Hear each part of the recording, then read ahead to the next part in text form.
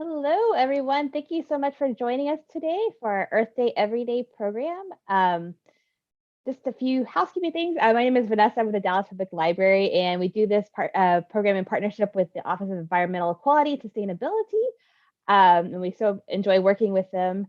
The housekeeping things for today is you will be muted and your video will be turned off. However, if you have any questions or comments, please put those in the chat. We'll get to the questions at the end of the presentation.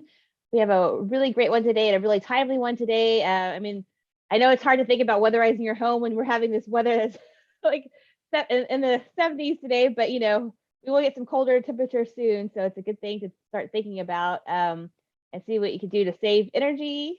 I'm going to go ahead and turn it over to Nedra to tell a little bit about what their department does and to introduce our speakers for the day. Thank you so much, Nedra. Thank you, Vanessa. Good afternoon, everyone, and welcome to another Earth Day Everyday program. My name is Nedra Richard Morgan, and I work for the Office of Environmental Quality and Sustainability.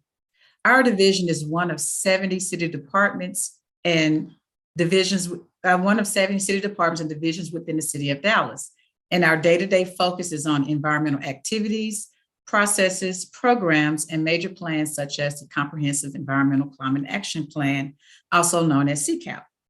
Our topics range from A to Z, air quality to green living to zero waste.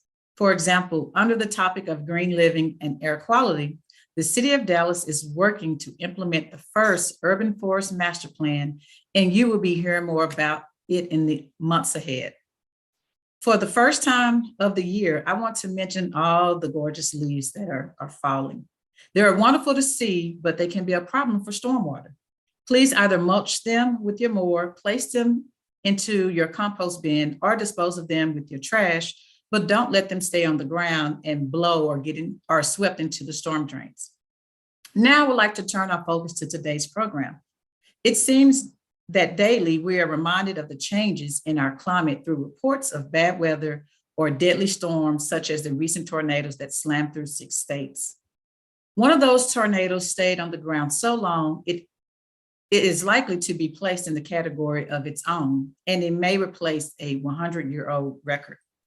The destruction of these tornadoes left in 6 states is heartbreaking, and extreme weather seems to be a part of our lives more often than we like.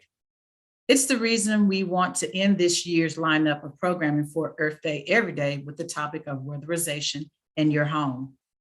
There's still time to make some important changes to our homes, and you will find out more about it in this program. Weatherizing methods using air sealing tape and extra insulation will improve heating and cooling efficiency. Improved efficiency obviously translates to saving dollars and cents, and saving money is always a good thing, but while minimizing utility costs is a big positive, weatherization improvements actually offer homeowners even more advantages. We have 2 exciting speakers today. Farah Andrews, our Senior Climate Coordinator for the City of Dallas, and Dr. Eric Jones, Assistant Professor in the Department of Industrial Manufacturing and Systems Engineering at the University of Texas at Arlington. Farah will set the stage for us by providing some information about climate change and some of its indicators, and then Eric will follow by sharing some tips and projects we can do. Farah has 20 years of experience working on a variety of environmental and sustainability issues with a demonstrated record of success in project management, climate planning, state and local policy, rulemaking projects, communication of complex information, and management of climate protection, air quality, pollution prevention, water conservation, and land development programs. Very extensive. Her experience paired with a strong commitment to preserving our natural environment has earned her a reputation as an eco-champion. Farah's primary function as a Senior Climate Coordinator is coordinating the development and implementation of the city's first comprehensive environmental and climate action plan. Farah's previous work experience includes Environmental Outreach Manager for the City of Richardson and Air Quality Manager for the City of Austin. While in Austin, she chaired the region's Clean Air Coalition Advisory Committee and helped develop and implement 3 regional air quality improvement plans. She was also a founding member of the city's Climate Protection Plan and played a vital role in the climate planning effort. Prior to serving at the City of Austin, she worked for Texas Commission on Environmental Quality on environmental policy issues. Now, Dr. Eric C. Jones Jr. is an assistant professor in the Department of Industrial Manufacturing and Systems Engineering at the University of Texas in Arlington. He obtained a PhD from the Operations Research and Industrial Engineering program at the University of Texas at Austin and a BS in Chemical Engineering from Texas A&M University. Dr. Jones pursues research that can enhance quality of life by improving access to sustainable resources and economic opportunities, particularly where a lack of physical infrastructure or resource presents a major obstacle. He has worked with the Texas Energy Poverty Research Institute, Los Alamos National Labs, and the Houston Health Department to address energy poverty, CCS infrastructure, and equitable COVID-19 supply chains, respectively. Please help me welcome Farr Andrews and Dr. Jones to our virtual podium. Turn it over to you, Farr. Thank you, Nedra. And I'm very happy to be here today. I think we're going to start with a really short video to help set the stage on our conversation. So if we could start that video right now, that would be great. Thank you. If you listen to any major news station, turn on public radio, or cue into a bank forecast, or maybe if you've heard the top priorities from our current administration, you would know that we're experiencing a climate crisis. I don't like to use scary language or over-sensationalize this, but the reality is global temperatures are rising at an exponential rate, causing melting glaciers, rising sea levels, warming oceans. As climate change continues to worsen, we will begin to see even more dangerous weather, including more frequent storms, intense heat waves, and droughts. My name is Farr Andrews, and I'm an environmental scientist. I've been in this field for over 30 years, and what's so great about my job is I get to connect the science to the solutions that really help people. I think I've always wanted to be an environmental scientist ever since I was a little girl playing dress up as Mother Nature. I'm a recent transplant to the Dallas area. I moved here to help the city advance their climate protection initiative. Because I knew Dallas was the 9th largest city in the nation and the 4th largest metroplex in America, and my efforts could have a real impact. I'm a part of the planning and implementation team for the city's first ever comprehensive environmental and climate action plan. I know it's a mouthful. We typically refer to it as CCAP. It's over 240 pages, 8 goal areas, 97 specific actions, and hundreds of milestones with the potential to affect what happens next here in Dallas. Many of the projects in the plan have a very long horizon and a huge potential for improvement.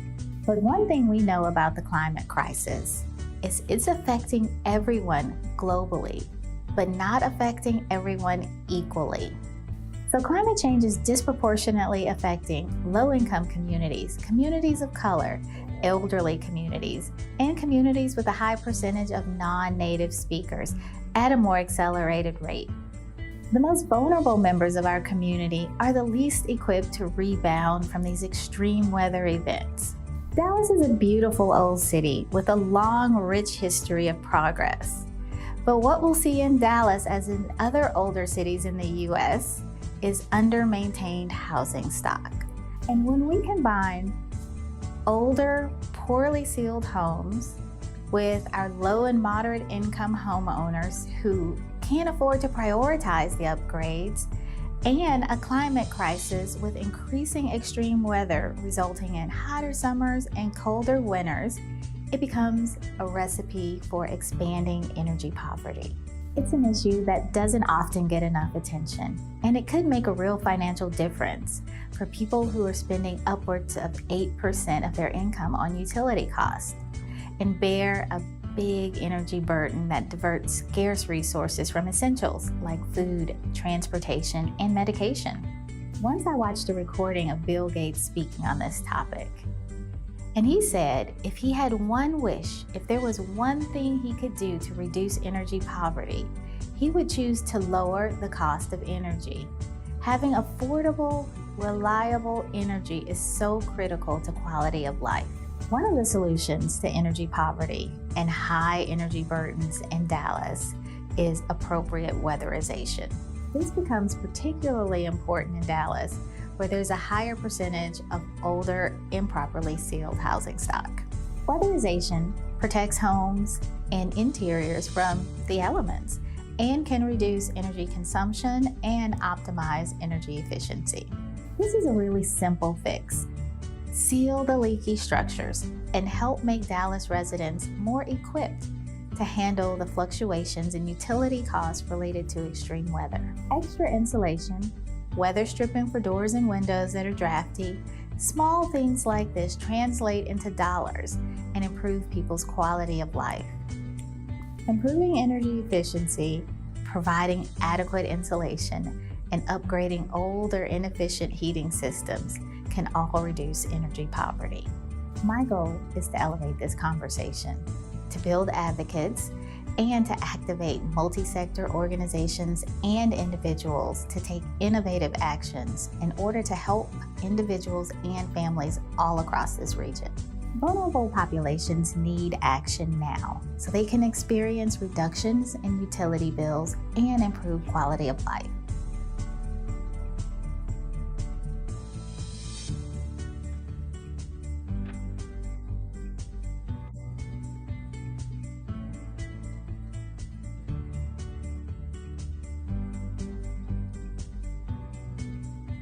So thank you. That was a great video.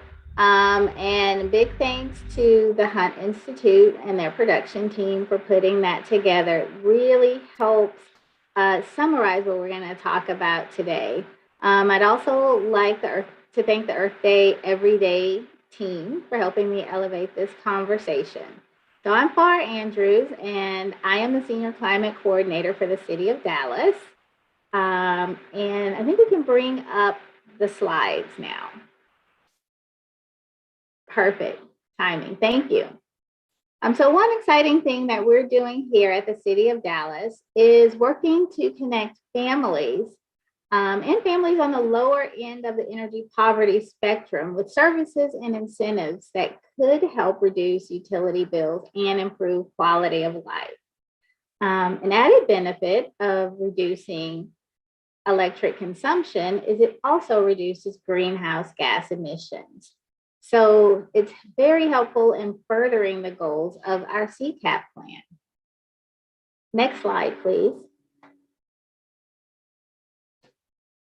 So the photo on this slide really helps to make the argument for the nexus between climate change, extreme weather, and the need for reliable and affordable power supply here in North Texas.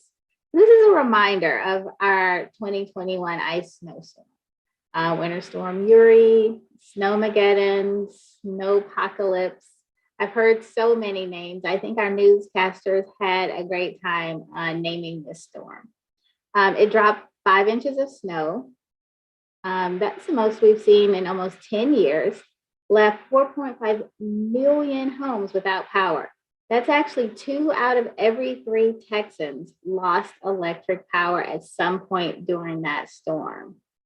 And some people lost their lives. So this conversation is very important, very timely, and it's really gaining a huge momentum after the events earlier this year. It helped to raise awareness of how important it is to protect our vulnerable populations in this scenario and make sure that families are more equipped to weather these types of storms.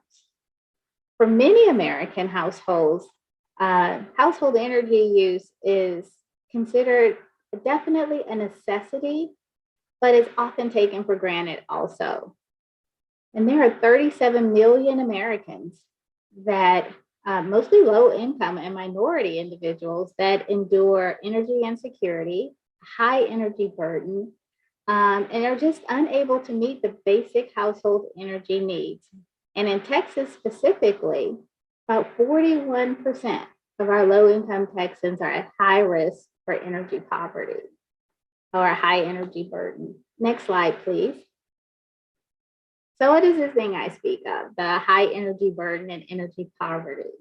So a high energy burden is typically determined by looking at the total household income, the full financial picture. And if more than 6% of the household income goes towards energy costs, it's considered really high and often unaffordable. In Texas, we have a regulated and a deregulated energy environment. But this metric really helps to normalize and humanize this concept by looking at how much families make and balancing that with other household expenses like childcare, medical, food, transportation. So it really takes into consideration the entire picture. So what does it really mean to have a high energy burden? Next slide, please.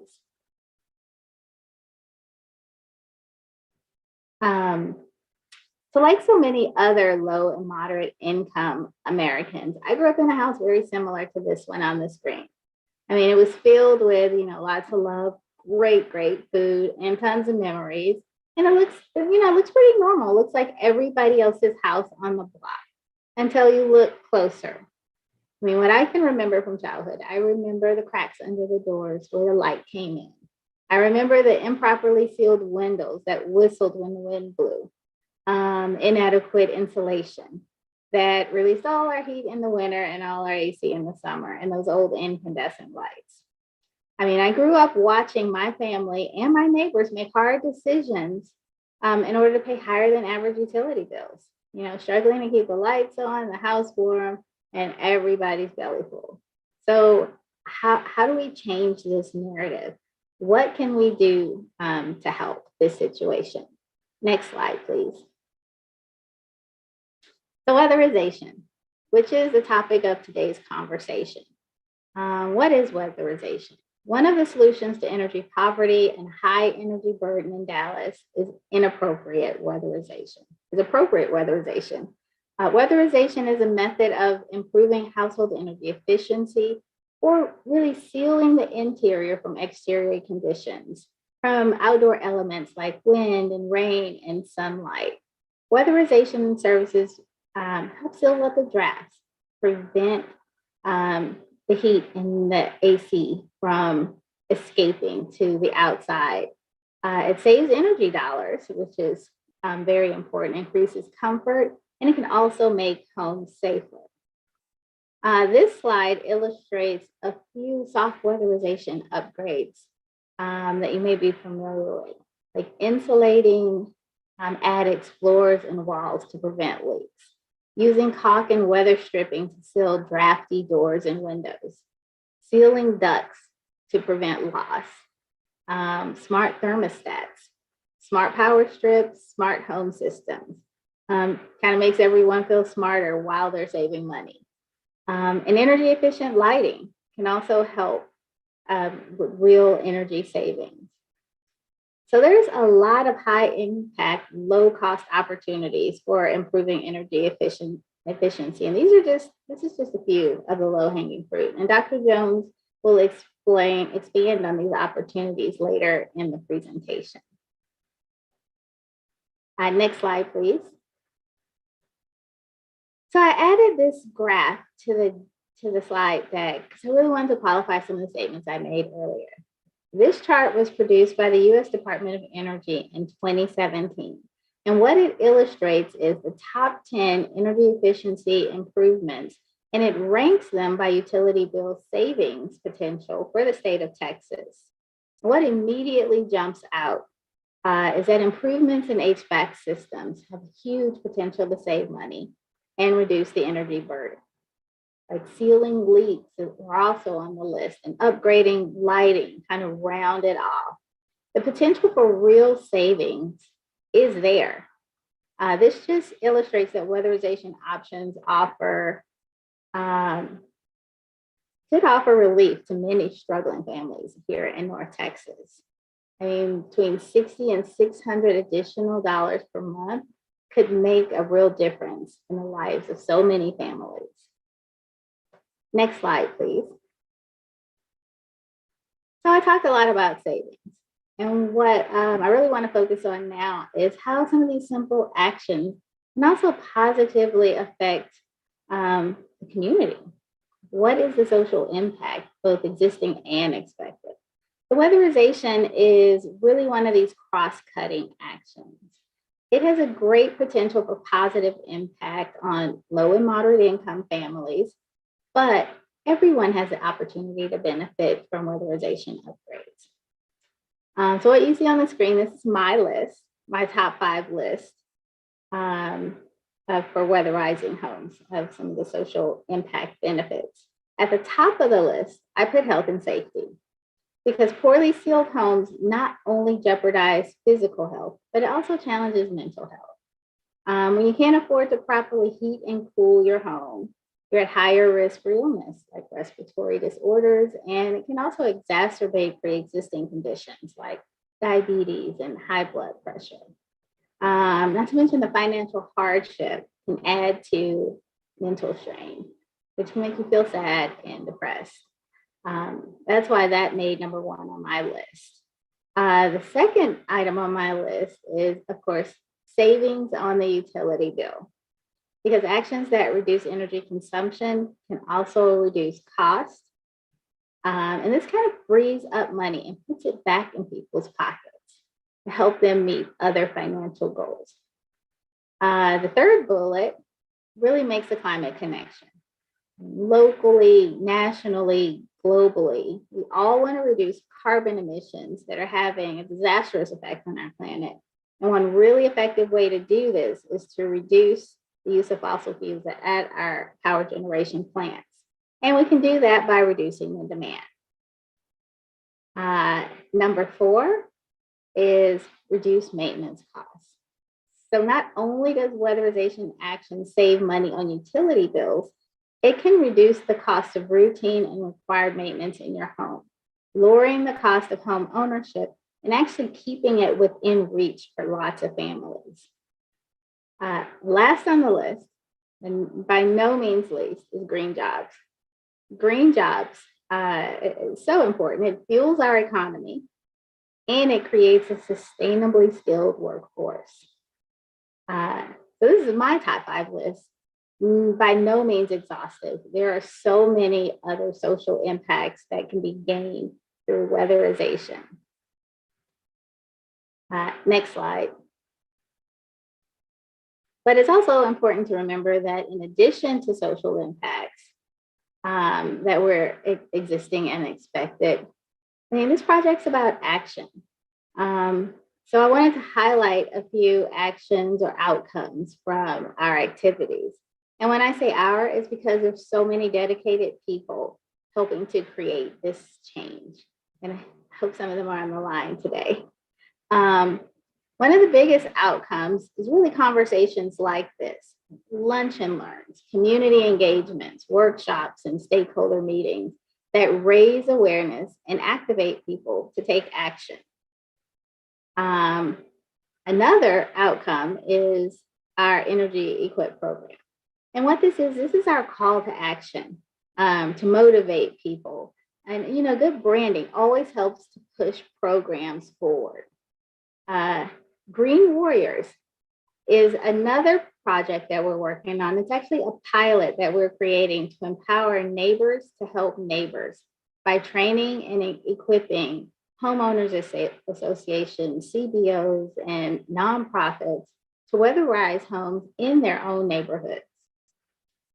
City programs. So since we've started elevating this conversation, we've also gotten the attention of our elected officials, which has led to new budgetary appropriations in this area, which means more money in the city's budget for weatherization projects. And our CCAP intersection. We mentioned CCAP earlier. This is the City of Dallas's climate planning effort, which is really intended to be a blueprint on how the city moves forward and addresses environmental concerns. And what we've been doing is we've been looking at how weatherization advances this plan and how we can incorporate it into other programs to get more homes in Dallas weatherized sooner. And strategic partnerships. There's so many people with the capacity to help in this area. And we've been working with a lot of them. Rocky Mountain Institute, we've been working with sister cities all across North Texas, with industry, academia, and service providers, all collectively looking for solutions to create resiliency in our community and make Dallas stronger. Next slide, please. So this ends my intro piece, and my contact information is on the screen, and I will be available for questions at the end of the full presentation. Now I would like to welcome Dr. Eric Jones to talk to us about some low-cost, high-impact upgrades that could be incorporated. Thank you. Thank you for that, Farr. I'm Eric, and I put together some small slides to show you some facts about energy in general, and hopefully they help you understand some of the context. So let me share that. You see that? Okay, so we can. All right, so I'm Eric Jones. I'm assistant professor here at the University of Texas at Arlington. And I'm going to share with you some quick energy efficiency tips and energy facts. So just a quick overview of the energy system in America. About 30% of our emissions come from transportation, 25% from creating electricity, 23% from industry, and about 13% in commercial and residential buildings. However, our energy consumption is 22% in that residential area and the remainder in the other area. So that's where the energy we produce goes to in the United States. This is a Sankey chart that's produced by Lawrence Livermore National Lab that shows you what our energy comes from: solar, wind, natural gas, petroleum, where it goes, and then how much of it is wasted. So about 2/3 of the energy we create in America is wasted as heat generally, but also as other energy conversions. And only about 1/3 of that is actually useful energy. And then of that, I would say about 1/4 goes to residential. So that's what we're looking at here. So this is the residential electricity consumption survey. This is put on by the EIA. And in Texas, about 18% of our energy goes to air conditioning, 19% to water heating, 41% to appliances, and space heating is the other 22%. And this was in 2009. They stopped breaking it down by states in the 2015 survey, but this is a little more updated. And this includes all of America. So air conditioning, 17%, it'll be a little higher in Texas. Space heating is 15%. Water heating is 14%, refrigerators is 7%. So those are your main uses. Lighting, turn on your light bulbs. It's another 10%, TV and stuff, 7%, and dryers is about 5%. And there's a bunch of other appliances that use electricity. So this is where your energy goes typically for a normal household. So this is a map of Texas. And this map shows how much on average people spend throughout the state of Texas on energy. The darker the color, the more expensive it is. I put a red box around Tarrant and Dallas County, and we're about middle of the pack, light green, so not the high end, on the low end. So you see high end here, dark blue here in Southwest Texas. You also see I put blue boxes around the other major population centers here in the Texas Triangle. So the yellow color, Austin, actually uses very little electricity compared to Muskegon. And that is up here in Travis County. That is the second one. Bexar County is down here. It's about the same as our county, and Harris County is the other one, relatively the same. So the Texas Triangle uses about the same amount of energy, except for Austin, which uses slightly less. Why does this matter? So this is the energy cost and burden calculations. It comes from the LEED tool, also put on by the EIA. And I compare Dallas County in blue to Tarrant County in orange. So the left y-axis shows you the annual energy cost, and it's broken down by AMI, the area median income. So on the far left, you have 0 to 30% of the area median income, 30, 60, 60, 80, so on and so forth. So in the blue, you'll see that I also broke it up by rent and own. So this one right here is renters and owners. In general, if you own your house, you spend more electricity because you are less efficient. You take the least advantage of things like shared walls. Apartment, you share walls. Your have an enclosure that you also share. You might be inside in the interior, and it's shielded from the elements. The house is a house. All four sides are exposed to the elements. So in general, owners spend more on electricity, and that holds true for all income classes. And you'll see that renters pretty much pay the same amount no matter what their income, for the reason I just stated, the efficiency of sharing space.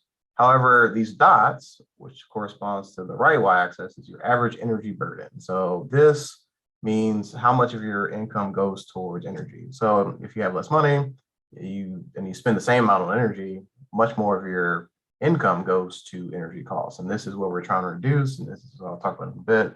And for reference, the AMI, the area median income for Dallas County, is about 60,000, and Tarrant County is about 67,000. And this is household income, so it includes 2 wage earners, average with 1 wage earners to 3 wage earners, et cetera. So as you can see, the energy cost doesn't actually increase too much based on income until you get above 100% when you have bigger houses. But the amount of money that you spend proportion to your income does as you're lower down there. So how can we reduce that impact? So here are the top 10 Texas improvements that have a payback period of less than 5 years for most households to reduce your energy use.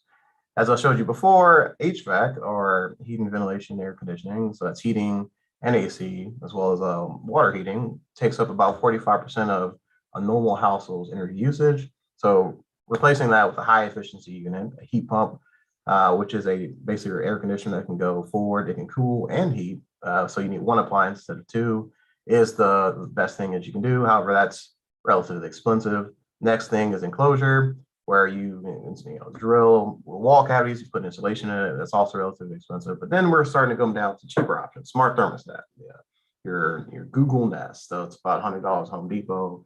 LED lighting.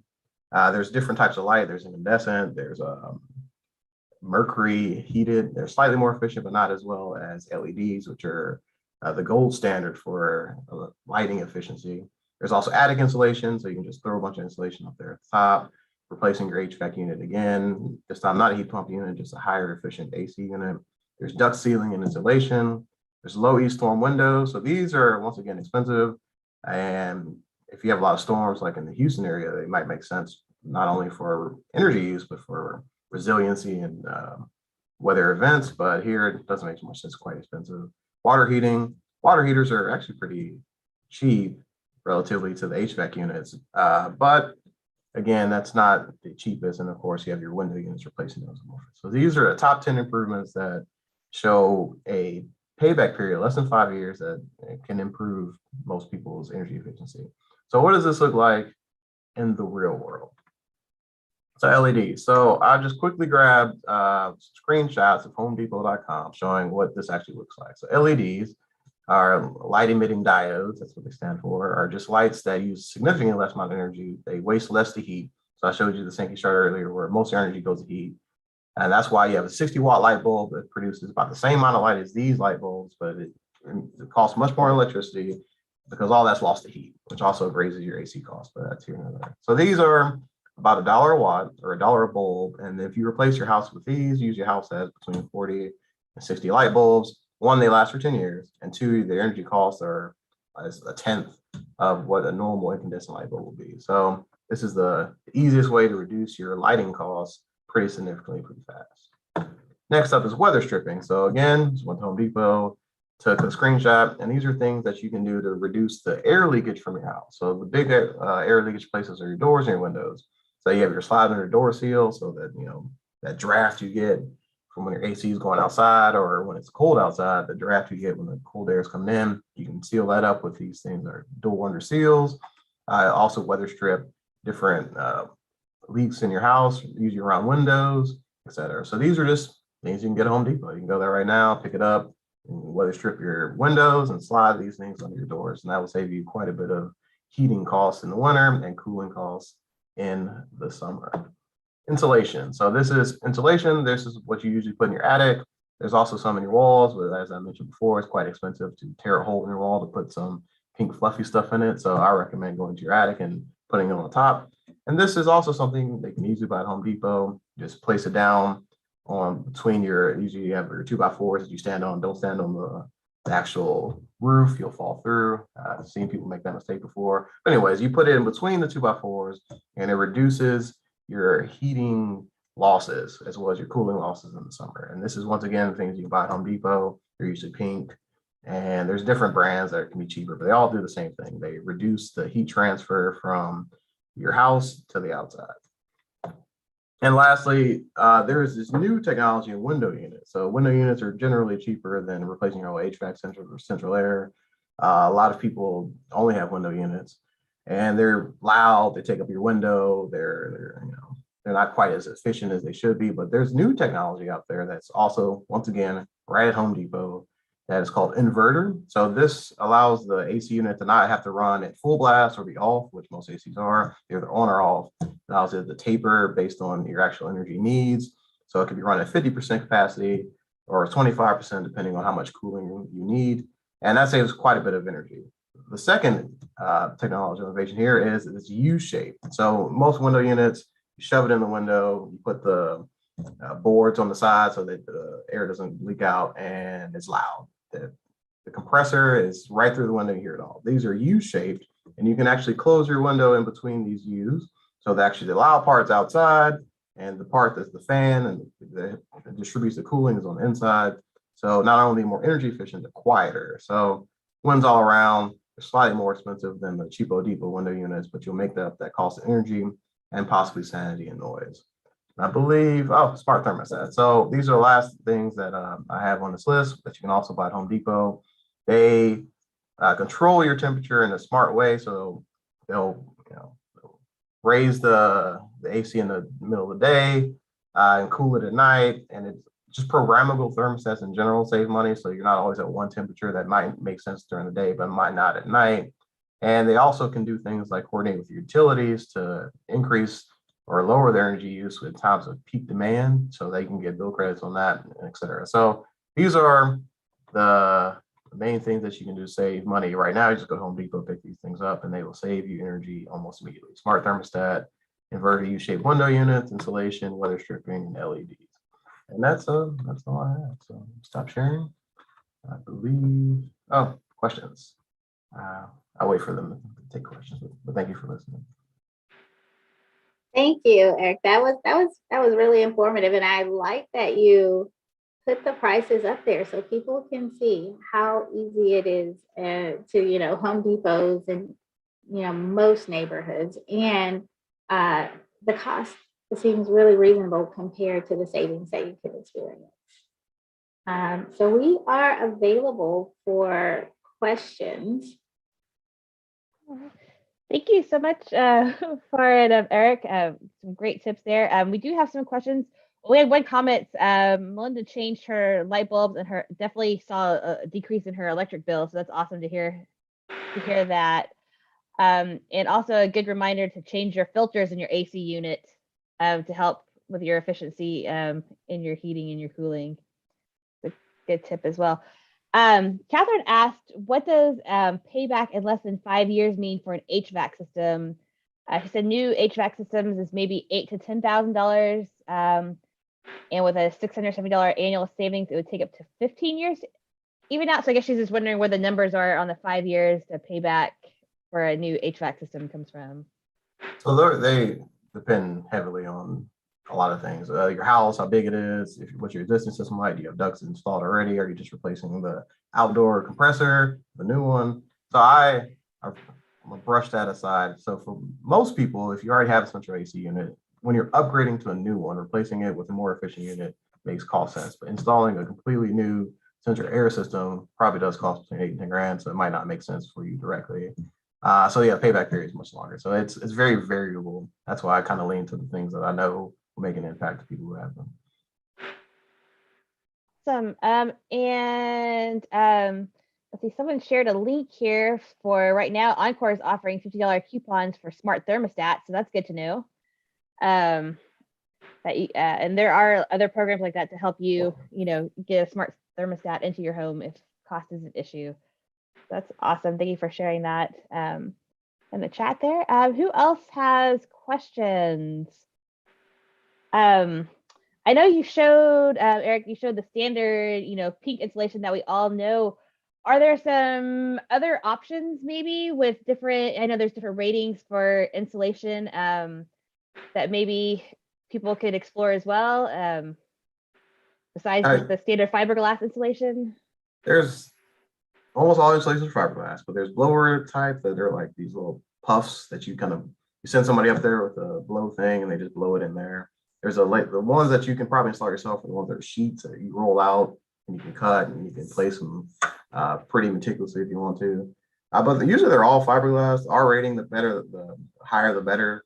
But it's pretty straightforward, linear with price. So the better insulation, the more it costs. So it depends on your budget.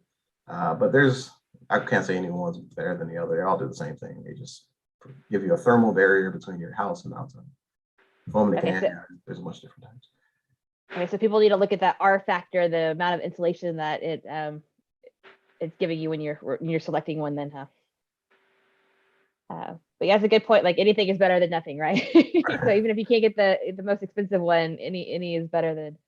And then Melinda mentioned there's a foam in a can too, I guess, for your windows to reseal. That's interesting. I didn't know about that. So besides the weather stripping, I guess there's also a foam option for your If windows. you replace your windows, you definitely need to reseal them. But you can weather strip without taking out your windows. You can easily do that. And then I'll mention on the insulation, if you start cheap, you can actually stack on top of it and that increases your R rating. So you don't have to buy R1000 immediately. You can start with R10, and next year you put another R10, that's R20. So it actually stacks up like that. Recommended window types, double pane are pretty much standard now for energy efficiency. There's all types of ones, but they get real expensive real fast. Replacing your windows is actually not the most cost-effective way to reduce your energy use. It's expensive one, and you'll see minimal savings. The best things are insulation, LEDs, all the stuff that I mentioned before. They do help, but they're usually not price competitive to other measures. All right, thank you so much. And I put some links in for some weatherization assistance programs for the state of Texas and for Dallas County. Are there any like local resources here in the city of Dallas that people could tap into? So one thing that I mentioned earlier during my presentation is that the city is now looking for ways to continue this conversation and let more homeowners know that there are things they can do to make them more equipped as we see more and more of this extreme weather, like extreme cold and extreme heat. So one of the things that we're considering or exploring that will be a huge benefit is like building out a resource page. There are so many resources out there that homeowners could connect to, and bringing them all together in one place. So you're not online during the 5-hour internet search. You can just go to one screen, like a single port, and find out what these are. So that's one option that the city or service that the city is hoping to be able to provide to homeowners really soon, to just kind of make sense of what's out there and point you in the right direction. Awesome. Okay, there's a question from John. Let's see about the city blowing insulation on top of molded insulation. Was that through a city program, John? That they came in and weatherized your home? I put a link in there for John.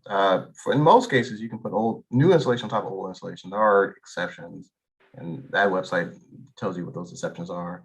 I'm assuming the city didn't do a bad job, so it's usually fine. But if they didn't, it will be in that link I sent you. I don't know your specific situation, so hopefully that covers it. All right, thank you, Eric. Let's see. Okay, it was molded insulation. That I'm not familiar with what molded insulation is. Does that mean as a face? So like one side is sealed for weather or whatnot?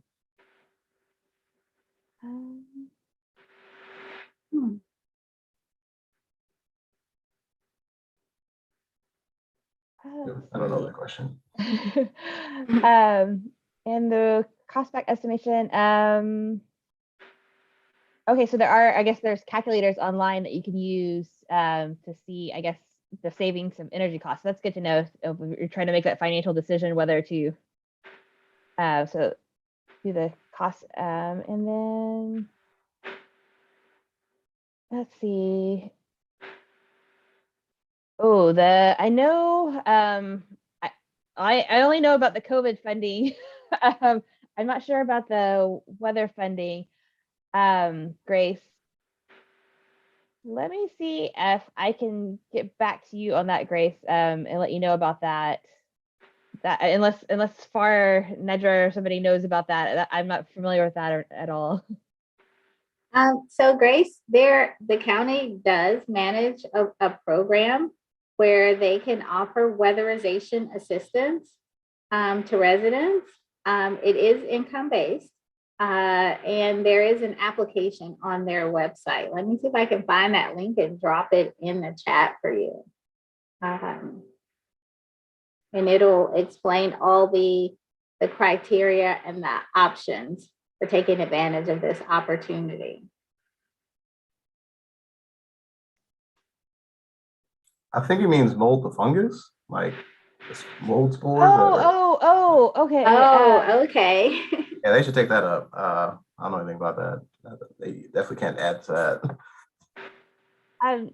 John, I would recommend contacting whoever with the city that came and put that in and seeing about that, whoever administers that program with the city of Dallas, and contact them.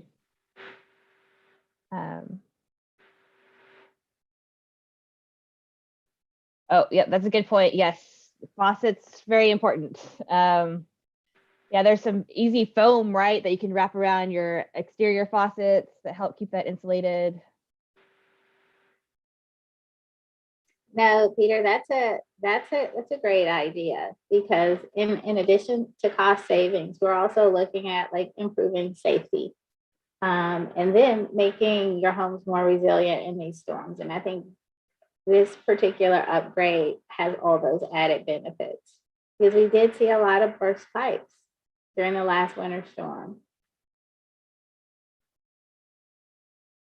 Yeah, definitely. I know that's what caused a lot of the damage to people's homes, was not the storm itself, but it was the burst pipes that I saw some crazy pictures of icicles in people's homes. So yes, definitely, definitely would help out. Oh, okay, that's good to know. You can put a cap on it too. All right, and thank you, Nedra, for putting that link in there. Yes, thank you, Nedra. Definitely check that out if you're interested in taking advantage of that program. It can be very helpful. All right, do we have any more questions for FAR or for Eric? Last call for questions here.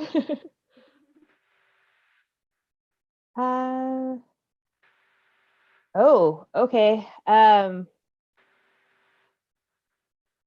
So the Dallas County program. Okay, so I would definitely contact whoever with the Dallas County and let them know about that. Yeah, that's a, when FAR is talking about the health issues regarding, this kind of stuff. So that's definitely one. So I would contact whoever you initially reached out to about that program and let them know. And hopefully they'll have a solution for you.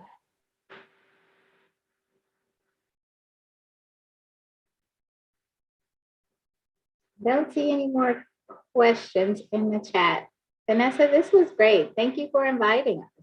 No, thank y'all so much for coming today and sharing these tips. I know, like I said, it's harder to think about when our weather is being crazy warm right now. I was having I got tomatoes in December, which, so, wow. Yeah, yes, but I want not to be able to get tomatoes in December. So yes, it's important for all of us, not just for your own cost savings, but to help our planet and help our climate change, to make these changes as well. So the less energy you use, the less pollution is getting out there, right? So that's the idea. So yes, thank y'all so much for both of your time and for sharing your expertise with us. Yes, good point. That is when you want to do these changes, is when it's nice and warm and not when you're freezing in your attic. Right. Well, thank you all so much for joining us. Yeah, thank you for having me. It was fun. All right, thank you everyone for joining the program. And Vanessa, the next EDED program will be, do you have the date for that? I don't have a date yet for that. No, I'm sorry, Nedra. But we will resume probably the second Thursday in January. Okay, sounds good. All right, thank you everyone for joining. All right, thank you so much.